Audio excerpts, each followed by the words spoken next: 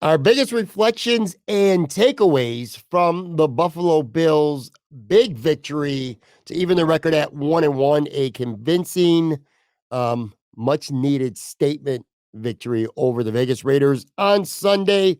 Thank you for tuning in today to Talking Buffalo, part of the Blue Wire Network. I am your host, Patrick Moran. Thank you, as always, for locking in, whether you're watching this on YouTube, whether you're listening to this on various audio platforms. I appreciate you very much. We're taping this Monday, dropping this on Tuesday. I am joined right now by a good friend, a recurring guest, Anthony Marino from Buffalo Rumblings. You know, I kind of felt a little bit forced last week, Anthony, at least on my end, trying to be somewhat upbeat. It was a hard game to watch, that Jets opener. But anyway, glad to have you back, and it's much easier to have a different tone this week. How you doing, man? Yeah, it's good to be back. I mean, it's almost like how we predicted things, right? What a difference a week makes. And here You we did. are. You And, did. but I think in many ways, like that's the script that you would have expected. If you were looking at these two games to start the season, the first one would have been a little bit ugly, bit of a slobber knocker, right? To pull a wrestling term out there. And, then you looked at this one. Okay, this is a team that you should be better than. So, Yeah. yeah, you would have liked to have won week one, but here we are and at least feeling better today. Yeah, and we're going to get into a lot, like I said, some reflections, some takeaways after having a night to sleep on it, as opposed to just, taping a podcast like an hour or so after a game. I kind of like having some time to reflect a little bit. I feel like my opinions are maybe a little bit more measured and maybe less emotional in that moment. We'll get to that. So before that, though, on yesterday's show, I had Tone Bucks on. I'm actually going to play a clip from him in just a couple minutes from the show yesterday, because I want to get your reaction and opinion on what he was talking about. And this was regarding the Bills running backs. But anyway, um, Saturday before the game, I got to give a big shout out to both Bills Mafia, a lot of Bills fans, and a lot of content creators. There was a block party on Main Street downtown all Saturday afternoon, mainly at Left Turn. So I did a podcast. There was a Cover One show with Greg and Aaron, and that was a lot of fun. Bulldog from WGR, Nate Gary from GR was on. Alex Brasky from Batavia covers the Bills. Catherine Fitzgerald from the Buffalo News. I was a guest on there as well. Um, a lot of fun, and tons of Bills fans I ran into, guys and girls that and most people know very well. Del Reed, I got to talk to him for a few minutes. Kristen Kimmick, of course, from Bills Mafia Babes, president there. Patrick Miller was in town too. Every time I'm around that dude, the beers just start flowing a little bit more frequently than probably would both like. Just made for a long day. But anyway, so much fun downtown. Dude, you had Left Turn where there's just tons of merch, like little tables set up in rooms. Then you walk right outside and there's a bar with DJ Milk was banging out tunes. Fatty Beer Company right down the street was popping. Nate Gary was bartending there. That was kind of fun. And then we went up to Wingnuts and met up with Matt Marino and Ryan Talbot. They had a live show at Wingnuts, and there was a ton of Bills fans there. And I spent a good chunk, at least the early part of the day at Left Turn, hanging out with one of your Buffalo Rumblings peers, Sarah Larson. I love Sarah. We spent a good hour just hanging out and shooting the shit and talking. She's definitely one of my favorites. Ran into Jay Spence and Sterling briefly as well. So what's up to those guys. But yeah, man, a really cool vibe. And it's what I love about this city. And I know you don't live here, and I didn't for 5 years, but that's like to me the coolest part about living in Buffalo during Bill season. Just being able to go to things like that. It was a really good time. No, it sounds like it was a great time, a great vibe. You mentioned Wingnuts. I sort of perked up there. It's like I'm trying to pressure them to open a location out here in Albany. So, yeah, I'm like, you would corner the market. You would have a line out front each and every day. But you mentioned some of the folks there, and again, talking about Dal and Pat Miller and Jay Spence and Sterling and Sarah, like it goes on, right? There's just folks that have that sense of community. And I think you don't get that in every NFL market. You don't get that in every sports market, but to get that with this group, to be able to do some of these things, Jay Spence had put together an outing at Resurgence Brewery. I Where went they there did a too. broadcast. I was there.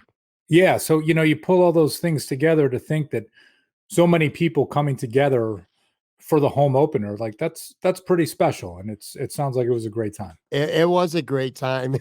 Shame on me for getting to talk about Resurgence when I just gave you my Yeah. spiel. I did make it there with Pat Miller after Wingnuts. Now, to be fair, a little bit, kind of like borderline 3 sheets to the wind at that point. I didn't get there in time for the podcast because, like I said, I met up with Matt and Ryan and a bunch of people and went to that. And then we shot over to Resurgence, so that was done. But I did get to spend it. I've met him before, and I've had conversations with him. Matt Warren was there. The guy, kind of runs Buffalo Rumblings. He bought a case of whatever the beer release is, the new one. He Yeah. bought a case to take back. He lives in the Rochester area to bring with him. So anyway, I did have a conversation with him. But yeah, real quick, circling back to Sarah Larson, I got to say this.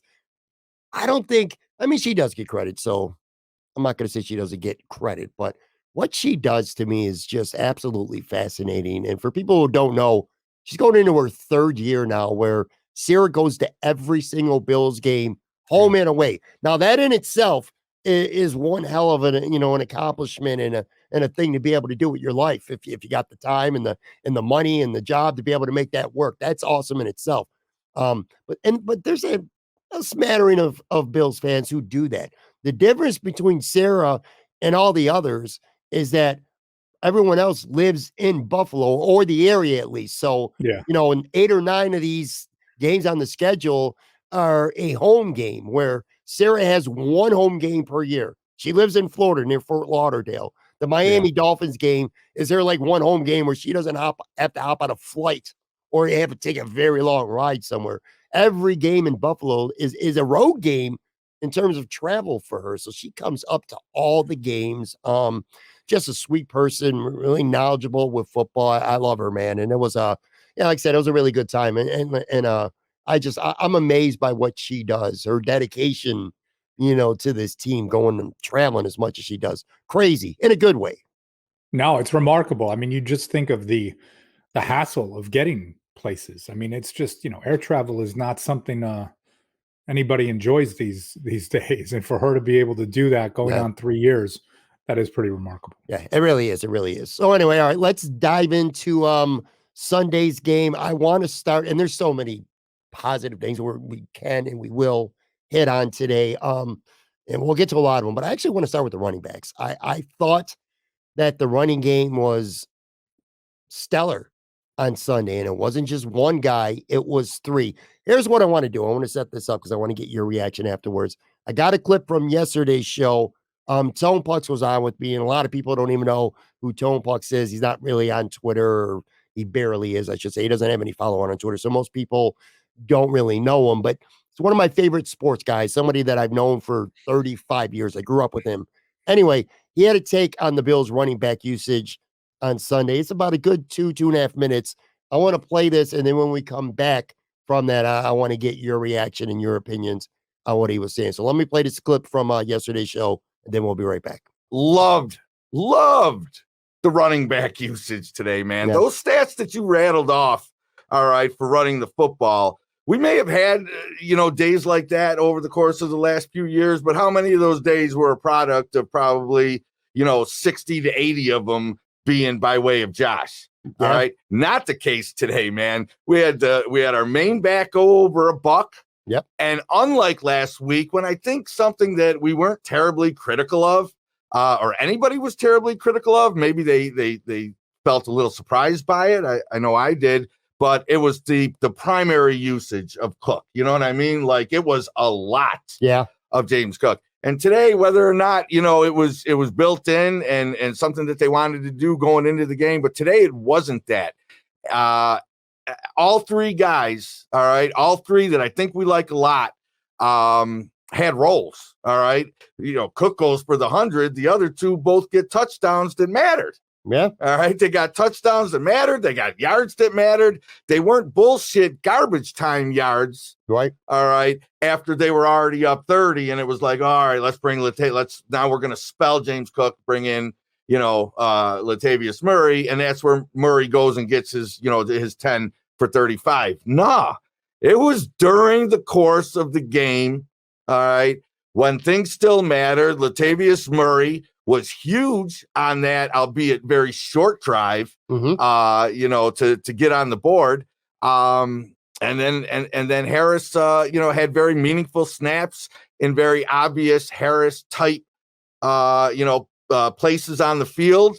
And then that doesn't even get to the fact that your RB1 rattled off a buck and a quarter. So that to me was just a really, really interesting and encouraging sign. Not for people who want to see, 4 receiver sets and a ton of Josh. Right. Yeah. There's guys who love that shit still, want this team to live and die by it.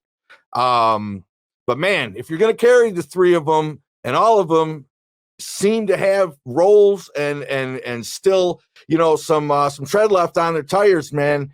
I got no problem with this type of utilization of 3 running backs.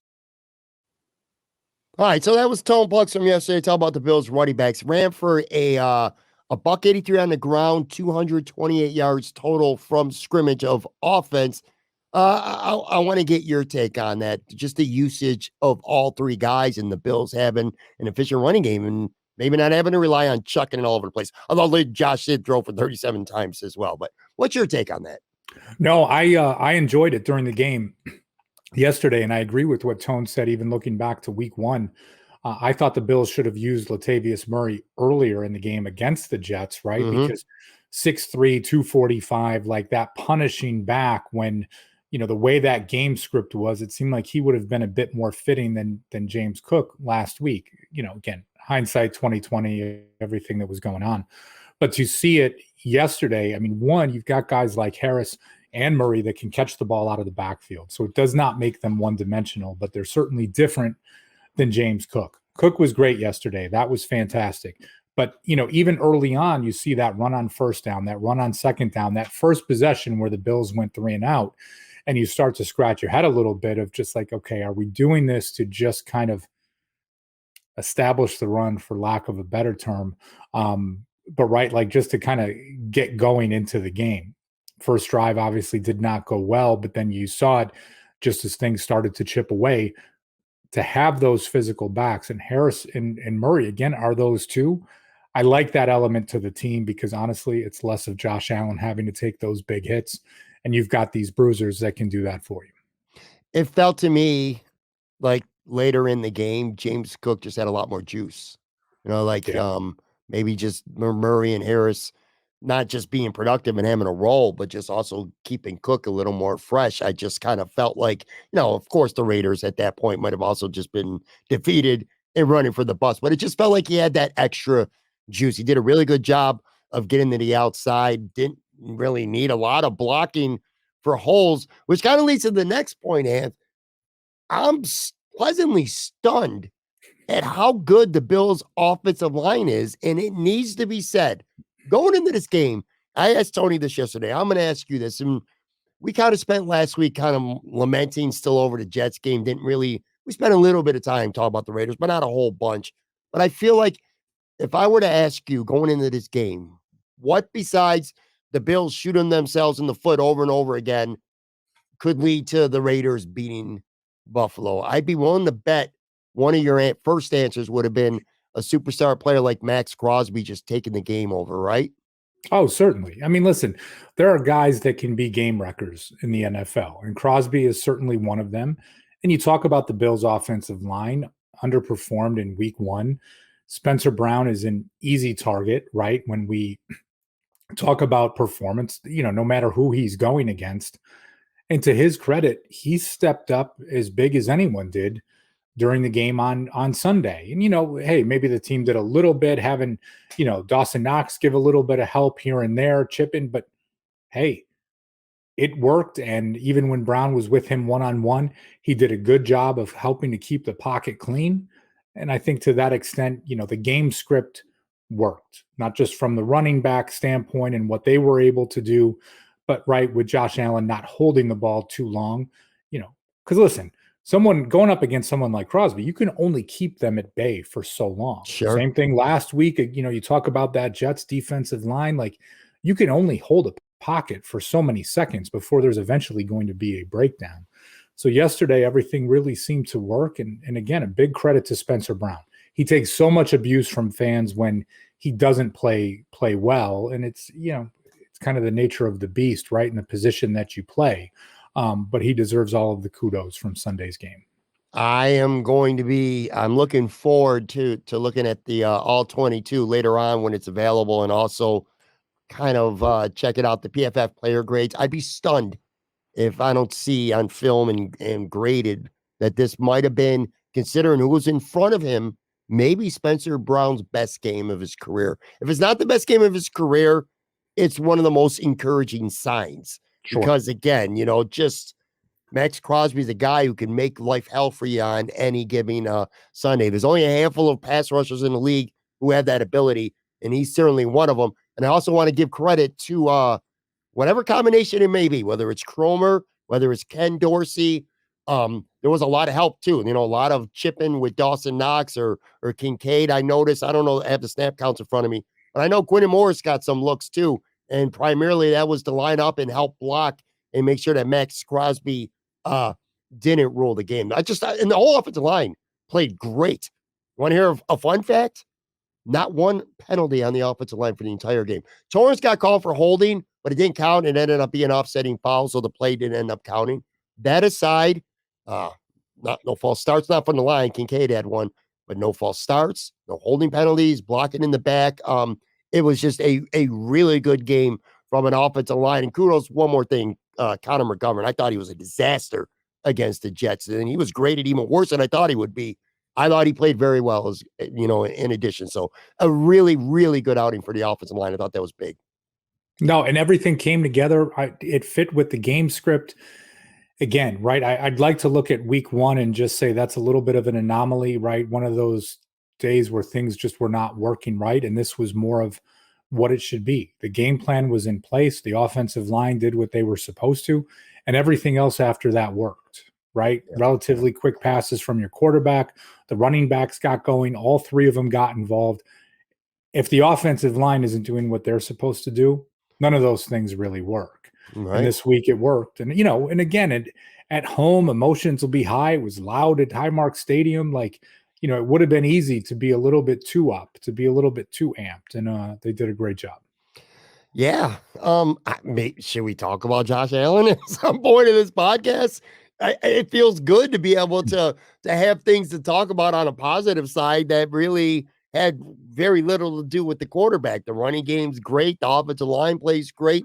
Josh Allen, after having, we're not going to say the worst game of his career against the Jets, but we're going to say one of the worst games of his career. Certainly, in my opinion, the worst game in terms of emotions for him and body language. And he just looked and felt defeated. It was like, this is not fun. He didn't look like he was having any fun against the Jets. Yeah. Total opposite on Sunday, man. Crazy ass Josh was back, smiling Josh, flexing, talking some shit, being involved emotionally in the game in a positive way. It was all fun to see. And the stats, 31 of 37, 274 yards, 3 touchdowns, 0 interceptions. I mean, that's what do we call it? Good Josh? That's good Josh. He played great, Anth. What's your take?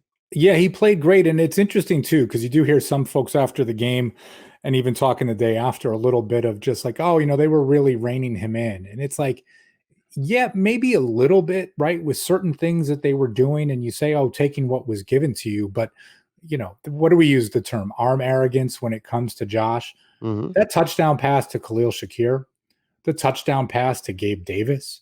Like, okay, fine. They were only a couple yards.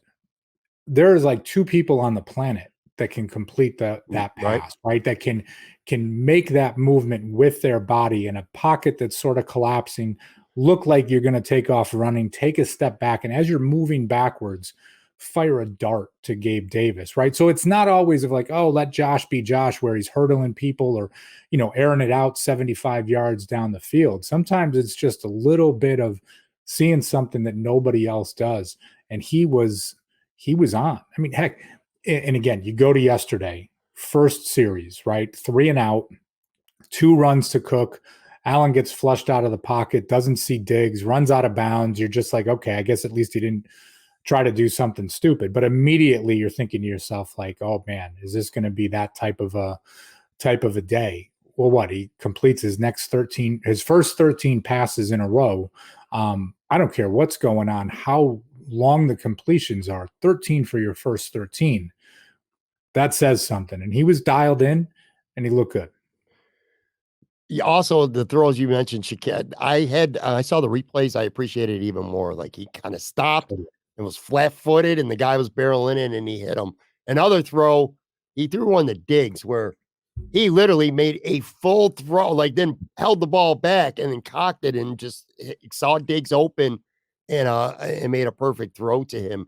Yeah, it was fun to watch, and he took whatever you want to call it, took what the defense gave him, but he didn't make any mistakes. Look, when you're the better football team, don't beat yourselves, you know? Right. And when Josh is playing like that, they're never going to, the Bills won't beat themselves when Josh Allen is playing that type of football. And, he didn't need to throw, he did throw the ball downfield once, and it was he got a pass interference call. So like the yardage wasn't there. The catch technically in the stat box isn't there. But the only time he chucked the ball deep the whole game, from what I can remember anyway, was to Stephon Diggs, and it drew that pass interference penalty inside the 5-yard line.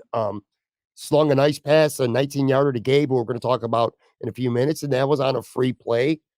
I don't know. I really liked his game. Statistically, I liked his decision making. I liked his body language. I just liked the way he felt to me, like he was in the game. And again, so much bashing with Ken Dorsey, and I get it. He's the guy. There's always one or two people in an organization on a team you're always going to blame for everything. Let's give Ken Dorsey some credit, because I thought the game plan was pretty good. I thought the game plan was pretty good against the Jets, and I think Josh just went rogue. You talked about that a little bit last week. Yeah, and you know what? And Josh was doing a good job. He was distributing the ball. And again, whether that was Josh, whether that was Dorsey, combination of all these pieces, right? Because the week before, it just seemed like, man, it's got to be Diggs or it's nothing. And you saw, a good day from Kincaid. What I thought a great day from Gabriel Davis, right? I mean, Khalil Shakir catches a touchdown. You get Dawson Knox with a touchdown. I mean, it doesn't always have to be the stat line, but just to see that, listen, there's so many guys that you can get the ball to. And of course, that doesn't even include the pass catches from the running backs. You just got guys that can make plays for you. And, as we talk about it, I don't recall any drop passes during the game on Sunday, like just a level of concentration where they seem to be locked in. I'm not going to go as far as be like, hey, week one was a good thing. That was a wake-up call or whatever.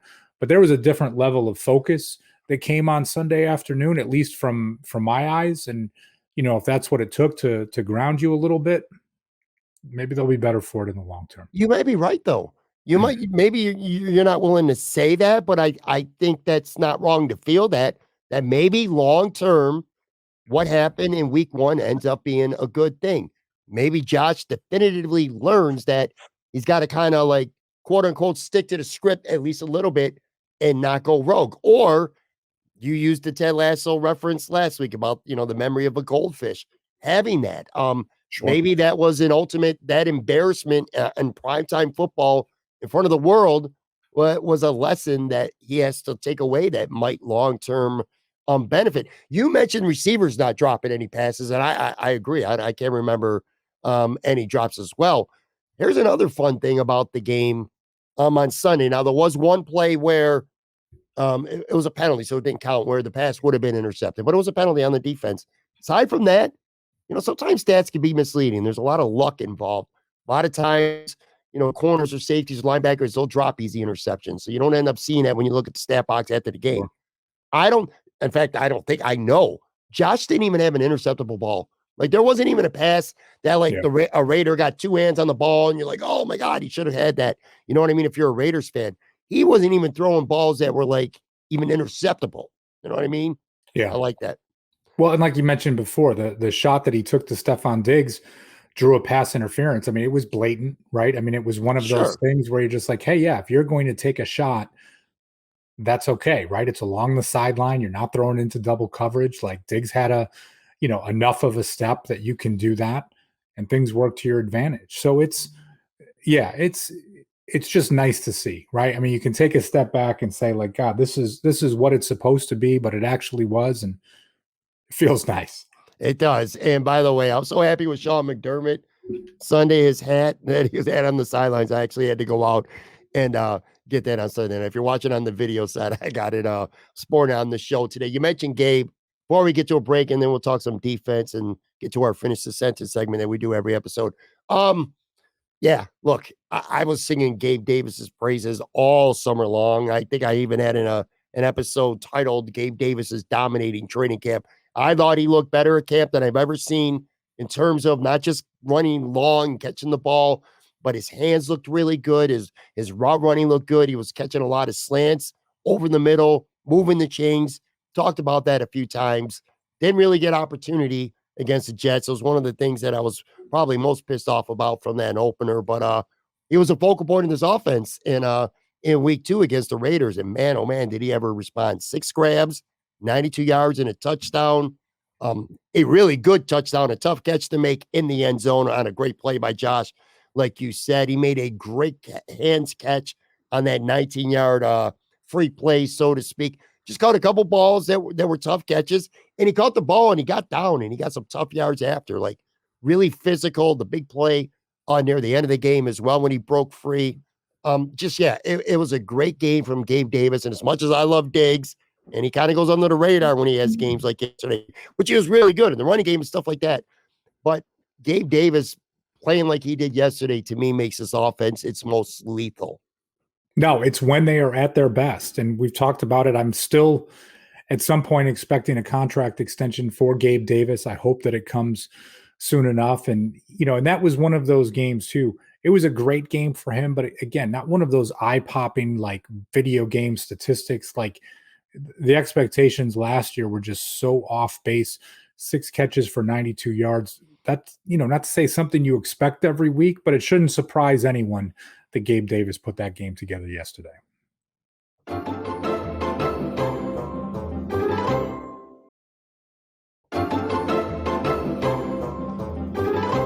I'm back with Anthony Marino from Buffalo Rumblings. Like I said at the top, a much better feeling to talk Buffalo Bills today. Look, I'll be objective. Sometimes I'm closer to being too harsh, maybe than too team friendly at times, but I don't make it a secret. I want the Bills to win. I'm a big fan. I watched the game as a fan, and it's just a better mood. It's just a better vibe when the Bills put together a game like they did on Sunday. So we spent a lot of time talking about offense. I guess maybe we should talk about a defense that pretty much has been borderline dominant over not just this week, last week too. The first 2 games, this defense has been great and is being led by a defensive line that is just terrorizing these first 2 offenses they played. Ed Oliver, I've been critical of him. I still think he's a little too splashy and streaky, but call it is what it is, man. He has been unbelievable these first 2 weeks. Daquan Jones, big. We'll talk about Daquan in a second. Let's start with Ed Oliver. Gets the big contract. I like what I see, Anthony. I ain't gonna lie to you, man. I like it a lot. I like what I see from Ed Oliver. He has been a menace. And it's funny because you said a little too splashy, and you get that part, right? You want a level of consistency. Mm-hmm. But it's also when you look at your line and you think to yourself, Daquan Jones does give you that consistency. Gregory Rousseau, incredibly consistent. Shaq Lawson got a lot of playing time on Sunday, another consistent piece. So if you've got 3 guys that are going to be that consistent and one can add a little bit of splash, all good by my take, right? And it was interesting because even that first drive, as bad as it was for the Bills, that first play of the game, I mean, Oliver just blows up his man 5 yards into the backfield and just with one arm reaches out and levels Josh Jacobs. I mean, it was not even like, you're almost thinking to yourself, did he trip? Because he went down that hard. And it just was no. Oliver was just pushing the man back in. They collided, got his left arm around. And you're thinking to yourself, like, man, you see 1 or 2 of those plays a game, that's a game wrecker for you. And he really, at least set the tone against the run from that very first play.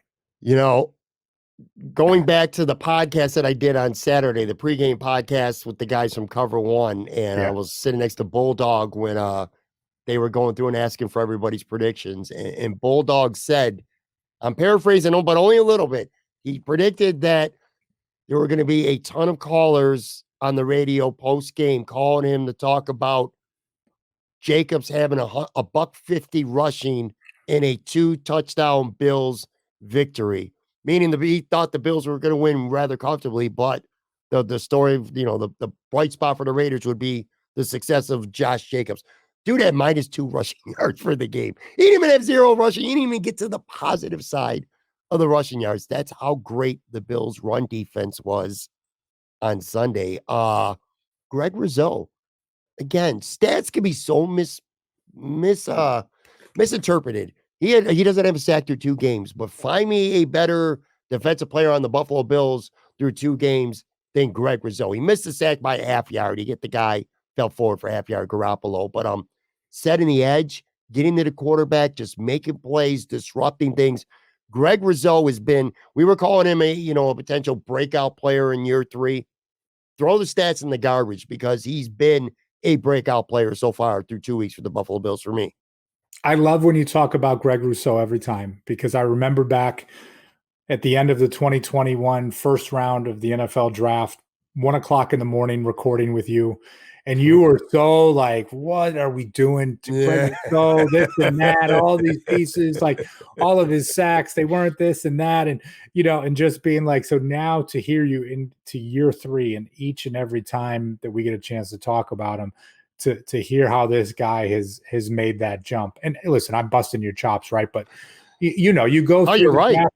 It was easy in that draft to look at things and to not be excited about the pick just based on how the narrative had changed with him so much.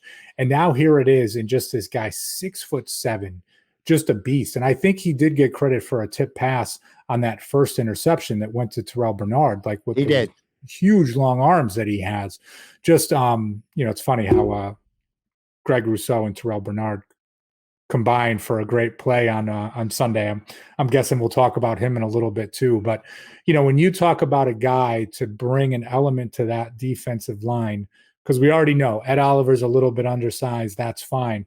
Well, you make up from it because you literally have this giant playing defensive end who just continues to do amazing work. I'm glad you brought up that specific play that the Rizzo got a tip on with the interception, which, by the way, kind of leads to my point that DaQuan Jones, I think, was a huge disruptor as well. It was his pressure on Garoppolo that forced the quick throw that Rizzo got his finger on and popped up, and then Terrell made a really excellent athletic decision. In fact, I was pulling this up while you were talking. I want to read this. This is a tweet that I had after the game, and I genuinely believe this. And it's hard to think of a singular play when you win by as much as Buffalo did.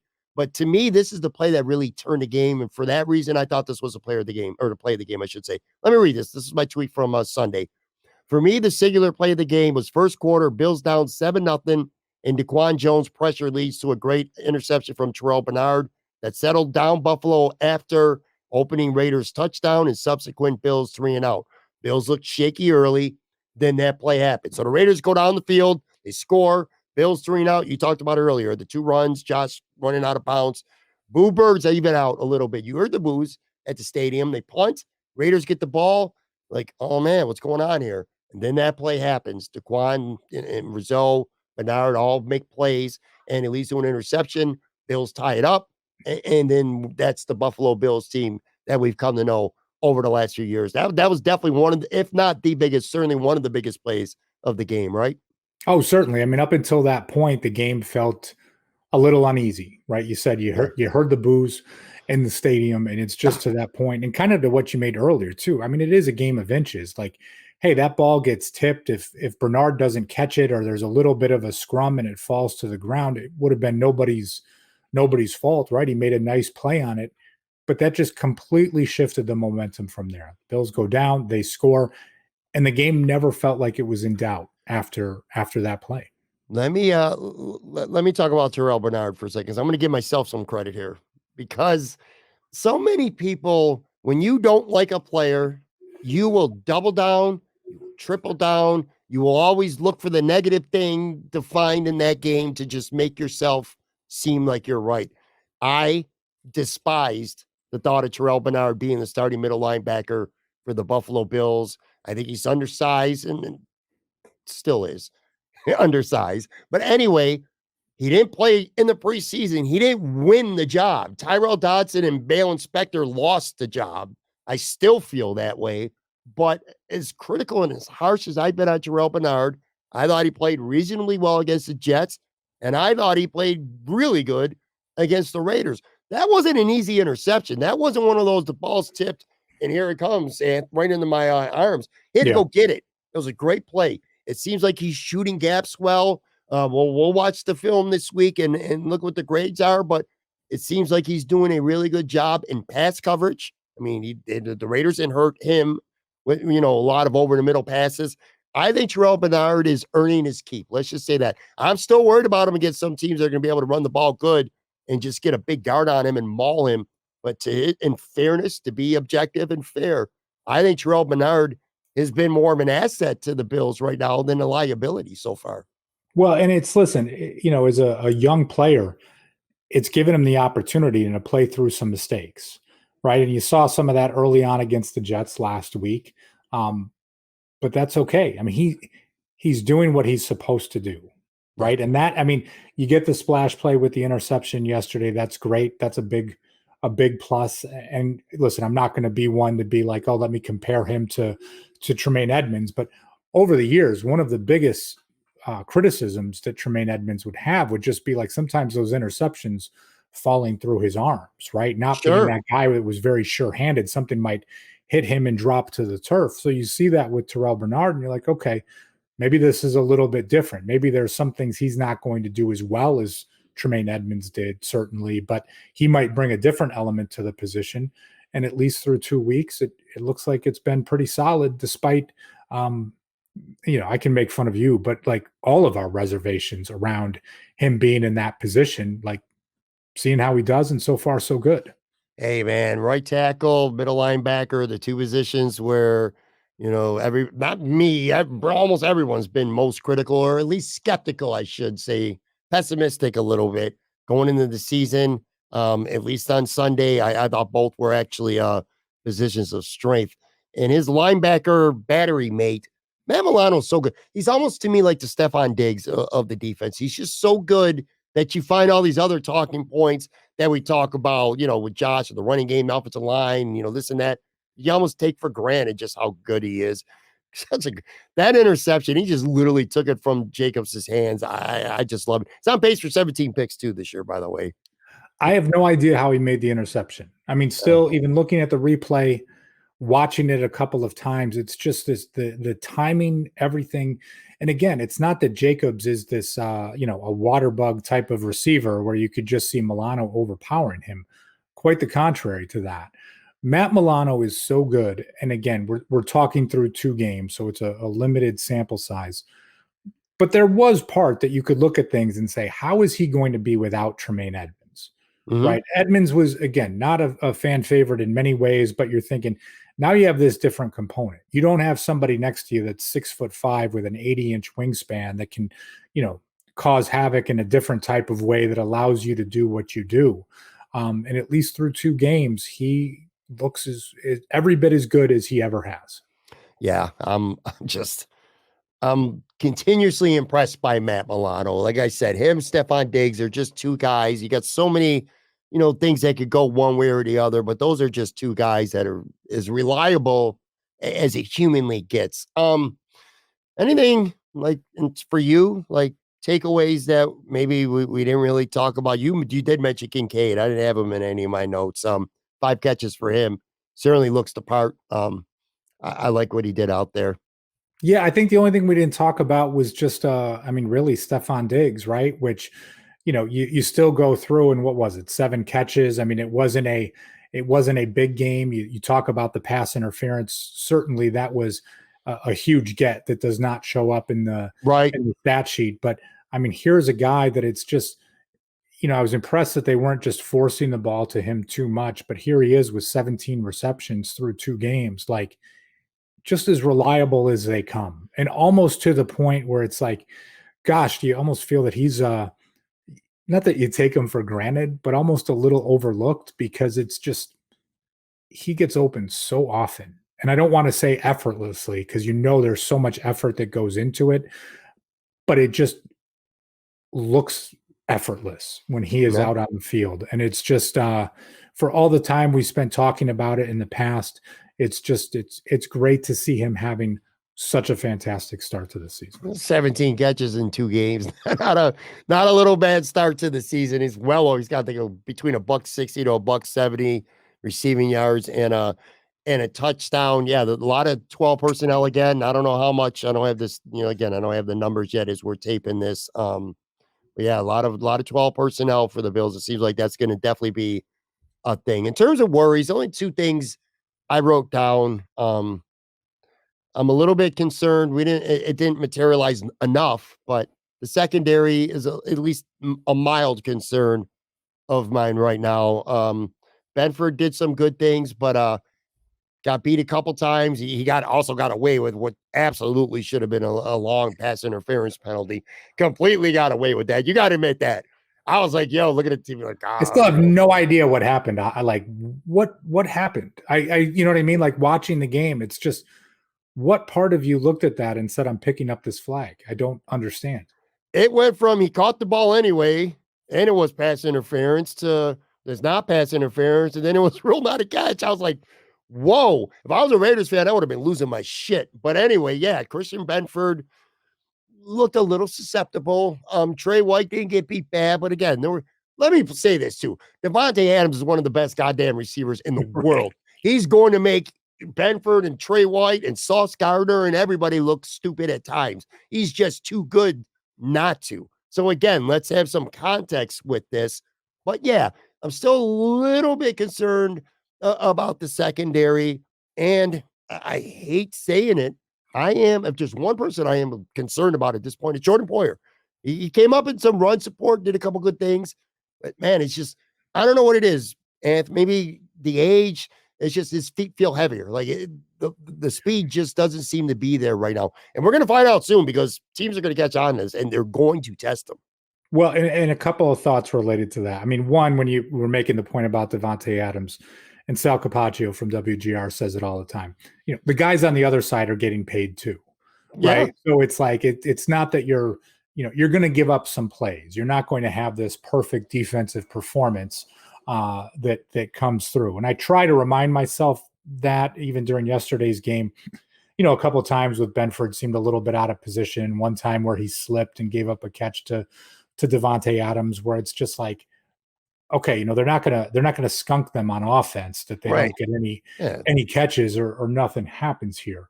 I think when you talk about the secondary, when I say I have a concern about it, it's a little bit when you go up against. Well, I guess I'll just say it. You're playing the Dolphins in 2 weeks, and you look at Jalen Waddle and you look at Tyreek Hill and you look at who those guys are, and it's just a little bit of.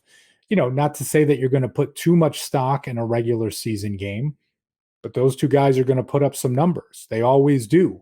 And it's just, I think that will be that first true test to just say like, hey, are these guys looking old or do they still have it? And it just, it takes a couple weeks to settle in. I hope it's just that you take a couple of weeks, but I should say this too. Tyreek Hill makes a lot of people look bad on a football field, right? So it's like you try not to overreact to anything there either. You got to, I'll tell you what, in 2 weeks, they're going to catch the ball, Hill, Waddle, they're going to catch short passes. Sure. And that's where you got to have speed and close and be able to tackle in the open field. So if the Bills secondary is a concern, we're legitimately going to find out 2 weeks from now. And then the other thing, and then look, when you win 38-10 and you're being critical of things, you're kind of almost getting like to nitpicky territory. I understand that. And again, stats could be they can be deceiving, I should say. No sacks. Again, Jimmy Garoppolo didn't get sacked. He almost did once by Rizzo, and he got pressured sometimes, but he was a little bit too comfortable for a lot of his dropbacks in the pocket. I would like to see the pass rush be maybe just a little bit better. Again, it wasn't bad, even though they didn't have any sacks, but I'm not thinking about Jimmy Garoppolo or Zach Wilson, man. I'm starting to think about Pat Mahomes and Jalen Hurts and Dak Prescott and Joe Burrow and a lot of these quarterbacks that they're going to be facing this year. They're going to have to, and Von Miller will be back, and it's going to make a big difference too, obviously. Hopefully, assuming Von is back in a close to 100%. But yeah, the pass rush wasn't great on Sunday. Let's just say that. Yeah, I guess maybe I was a little more optimistic about it than you were. I mean, looking at it this morning, the Raiders only had 40 offensive plays in total on Sunday. I don't ever recall a time looking at snap counts from a game and only seeing 40 plays, right? I mean, that is one of the lowest totals I've ever seen. I thought the pass rush did some good things. Honestly, I thought they should have called Garoppolo for a safety in the second quarter when he threw the ball away. When he was in the end zone, there did not seem to be any receiver in sight, and that was to my, again, I don't understand the rule well enough, but I thought there was a chance there. No one seemed to be arguing for it, so whatever.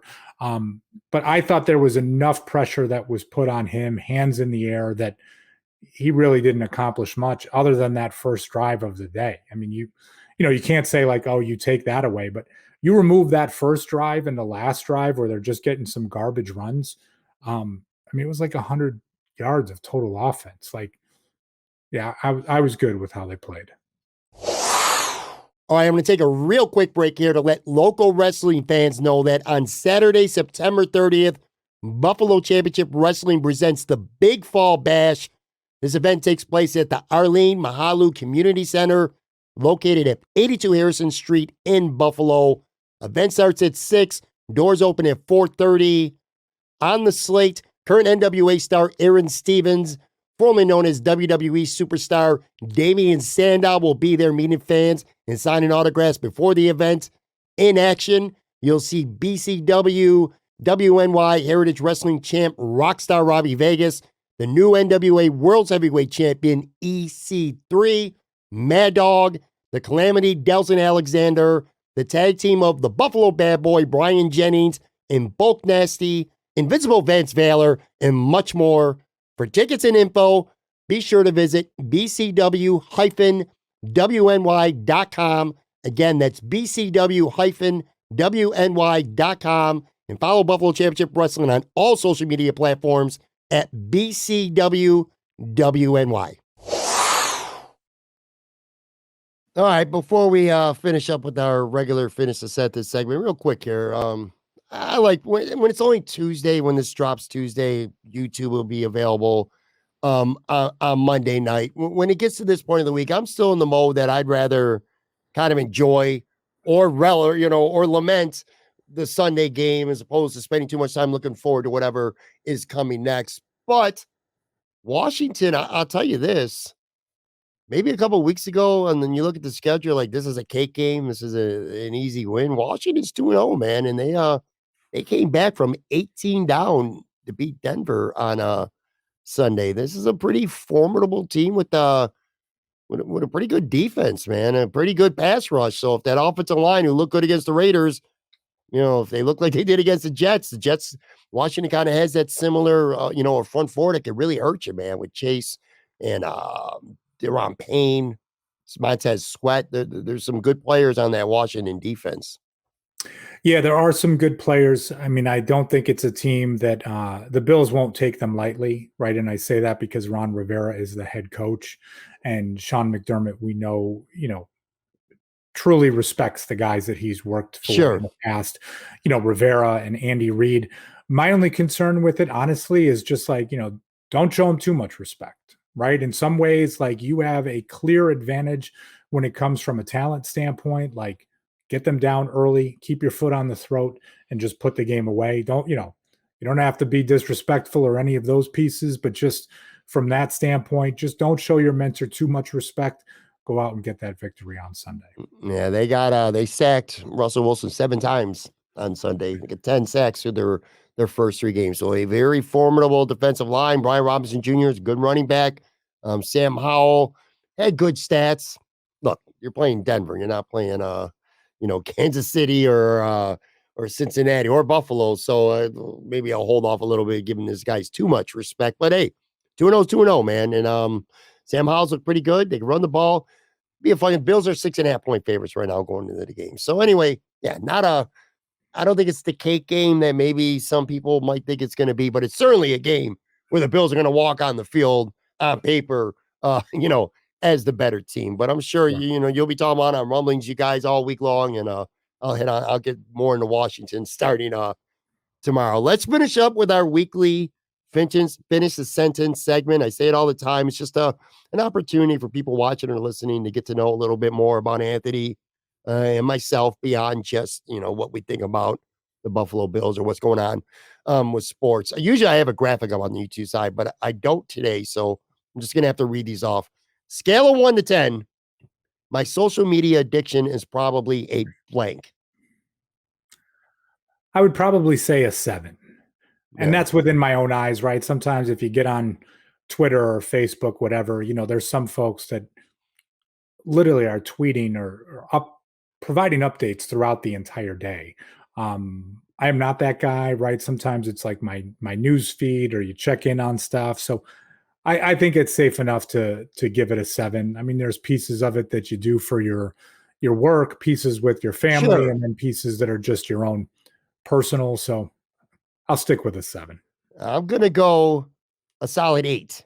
And in fairness to people like you or I, a lot of times with Twitter and stuff like that, we're tweeting, whether it's our own episode stuff or you're retweeting, your colleagues are talking about stuff that they have up, tweeting during Bills games. At least I do anyway. I guess my way of staying engaged with the people who follow me. So I think that's all fair. I don't think that's any kind of like addiction. That's, to me, that part of it is part of the gig. The reason why I don't have myself as a 9 or 10 is because I have made a conscious effort.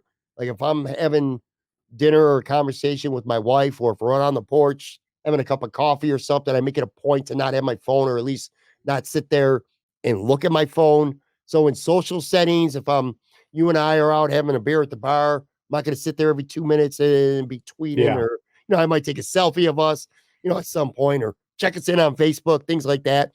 But like, I don't go overboard in social settings with my social media. Sorry. But I noticed this yesterday. This kind of led to one of the questions that I got for you today.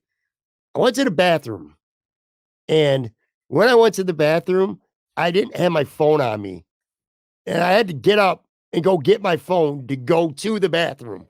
Like at the point where I can't go to the bathroom without having my phone on me, because it's the perfect time, I suppose, to, check your social media and stuff like that. But the fact that I physically felt like I couldn't go to the bathroom and use it without having my phone on me, I was like, you know what? This is a little bit alarming, at least.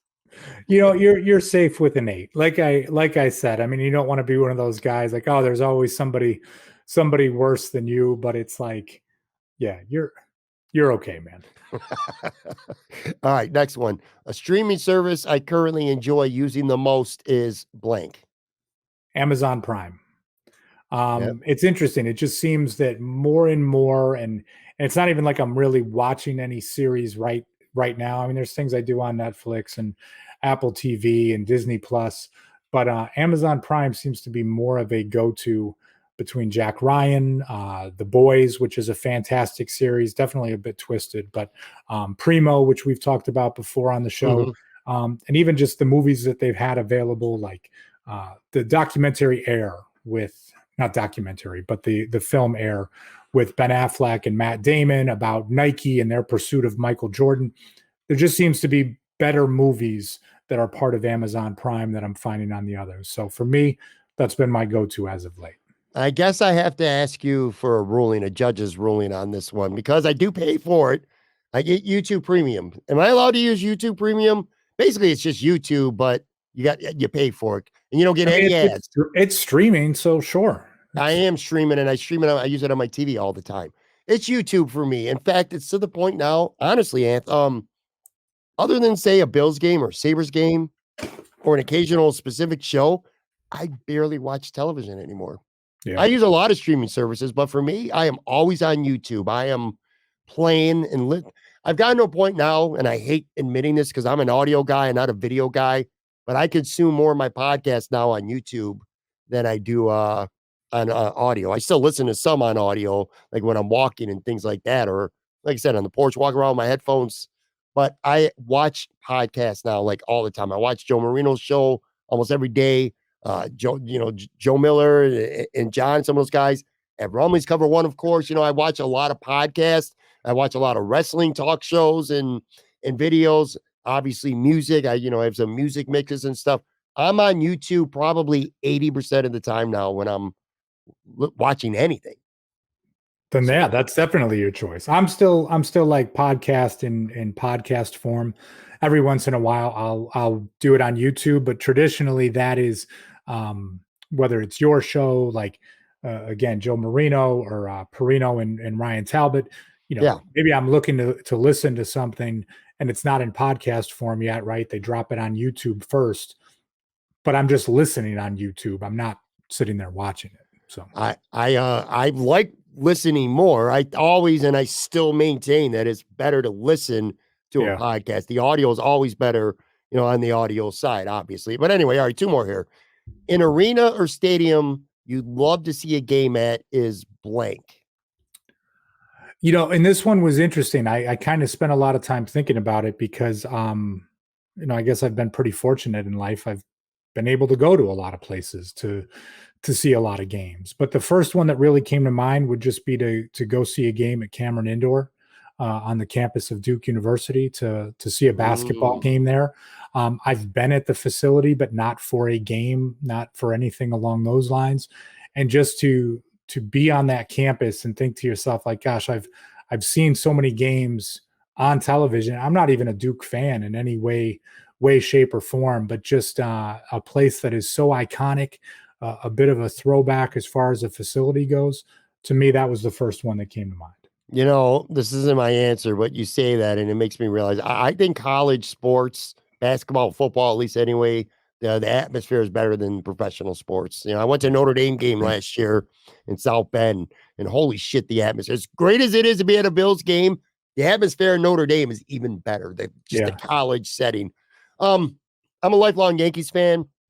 My answer is actually the new Yankee Stadium. I have not been to a game. 2008 was the last year before they went into the new stadium. And I went a couple times in 2008, but I've never been to the new stadium since it opened. And that's been 2009. So I have not been to a Yankees game in 14 years. That's actually inexcusable if you're supposedly a real fan like I am. But I've never been in the new Yankee Stadium. All the tradition from the old stadium. I didn't grow up in New York. I grew up in Buffalo, but I was born in New York City. My family's from New York City. I used to go to Yankee games all the time as a kid. And like I said, all the way up to 2008 when it closed, but I've never been to the new stadium yet. That's surprising. That's one knowing that you're a Yankees fan, but I would have just assumed that you would have gotten there. I'm fraudulent because like Matt Marino, Sal Capaccio, these guys are going to the stadium literally every year. So maybe I got to be better. All right, last one here, kind of sports as well. My favorite pro sports uniform of all time is blank.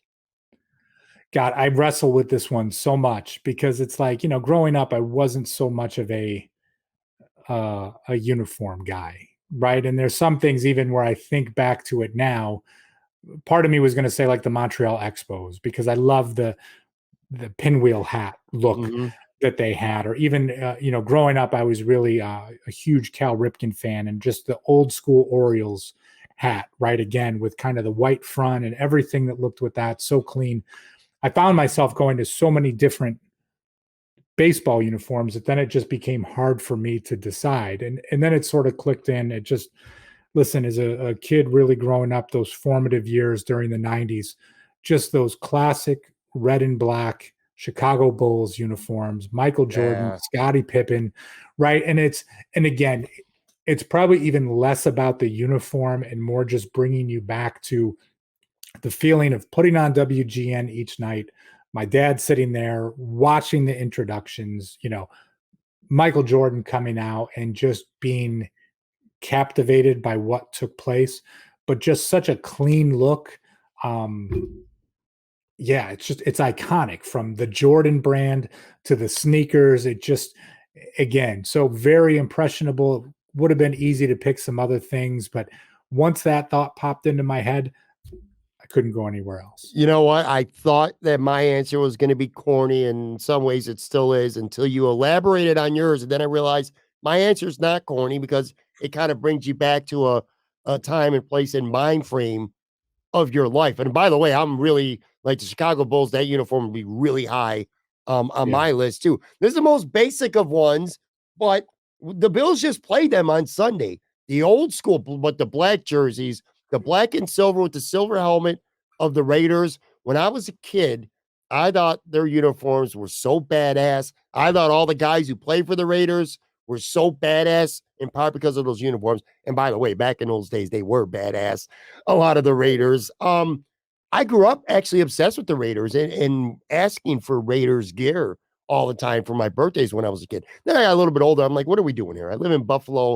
I'm going to be a Bills fan. My dad was pretty cool. He never tried to force me to be. Actually, he was a Giants fan before a Bills fan. But yeah, when I was a kid, dude, love the Raiders uniform, and I still do. And I know there's so many fancy uniforms out there right now that are so much cooler. But to me, just the old school black and silver Raiders is what I got to go with. So Raiders for me, Bulls for you. Two old school, semi-old school, but they're still kind of wear them as well now. But yeah, that's my answer. Old school, boring, but reminding me of a time in my life. No, but you know what? Again, you could go down such a rabbit hole of kind of memory lane when it comes to all of that, right? And you just think back. But again, I think so much of it takes you back to where you were at that stage in life and less about what the uniform actually looked like. Yeah, for sure. All right, guys, that is going to do it for today's episode. Make sure you follow Anthony on Twitter at Marino. Check out Breaking Buffalo Rumblings and all the stuff that Buffalo Rumblings has to offer. Shows like quite literally every single night of the week. Look, Bills fans, man, enjoy the win, and don't get too hung up on Miami in 2 weeks either, because the Bills have a worthy opponent on Sunday that they need to get ready for in Washington. But anyway, thanks as always. Thanks.